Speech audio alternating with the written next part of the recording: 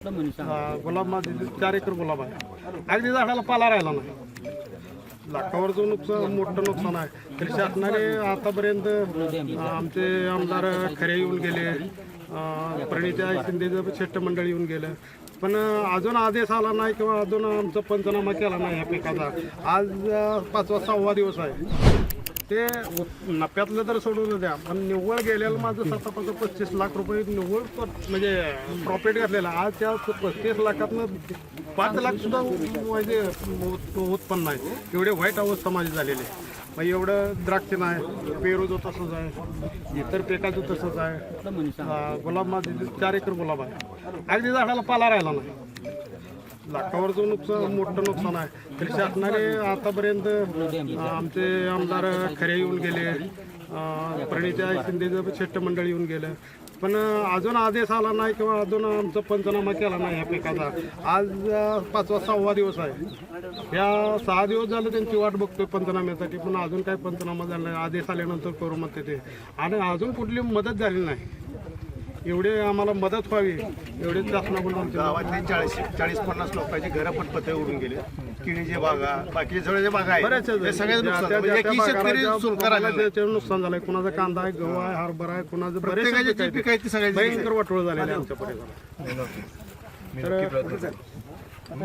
साहेब, आपली काय प्रतिक्रिया असला? आता शेतकऱ्यांनी गारण आपल्यासमोर मांडलेलं आहे, पंचनामे देखील झाले नसले सांगतात. काय ना, मी आता हे अवकाळी पाऊस आणि हे गारा पडतात हे आपल्या हातात नसतं. सो मला वाटतं मी फडणवीस साहेबांना भेटणार आहे, कारण शेतकऱ्यांचं खूप नुकसान झालं आहे आणि मला वाटतं त्यांना भेटून शेतकऱ्यांची जास्तीत जास्त भरपाई कशी होऊ शकेल याच्यावर आपण काम करू. मला वाटतं कारण हे द्राक्षांची परिस्थिती, ही फळांची परिस्थिती, मला वाटतं अनेक बेदाण्यांची सगळं ते दाखवणार आहेत.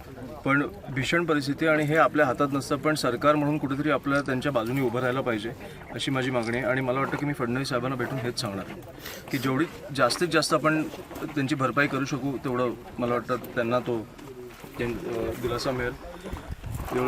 या वाईट परिस्थिती सलग 3-4 वर्ष आहे. निसर्गाचा उपक्रम आहे. सलग 3ऱ्या वर्ष, गेल्या वर्षी बी मे महिन्यात झालते, त्याच्या पहिले एप्रिल मे झालं. असं 3 वर्ष सलग आपत्ती झाली. पण अजून आम्हाला 1 रुपया शासनाचा कुठल्याही पैसा नाही. मागे गेल्या वर्षी सुद्धा मिळाला नाही. गेल्या वर्षी सुद्धा आम्हाला आमच्या बागायतदाराला कोणाला भेटलेलं नाही. मी नक्की प्रयत्न करू.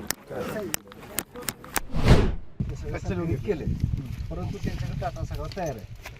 त्यांना की तहसीलदारला वरिष्ठ आदेश 2 ते 3 लाख रुपये शासनाकडून नुसते आमचे केलेला खर्च तरी यावं. 3 ते 4 लाख रुपये उत्पन्न जर नफाराम राहिला, पण एकरी 4-5 लाख रुपये खर्च आहे. 7 एकर भाजी द्राक्ष 7-5 लाख रुपये. काय होतंय, सगळ्यात महत्वाची तुमची मेहनत पण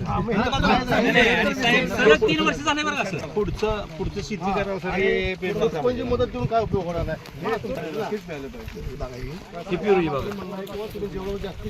पेरूची बाग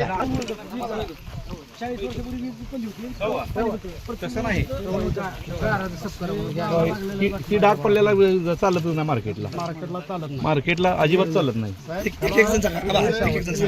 एवढं लाख रुपये खर्च झाला. 40 घरावरची पत्र ओढून गेली.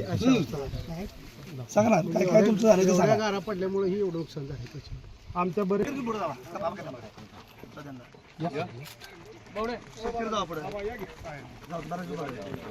आपल्या बाजूला 25 तारखेला संध्याकाळी अचानक वीज वारा एवढा पाऊस आला की आता माझं वय 55-60 वर्ष आहे.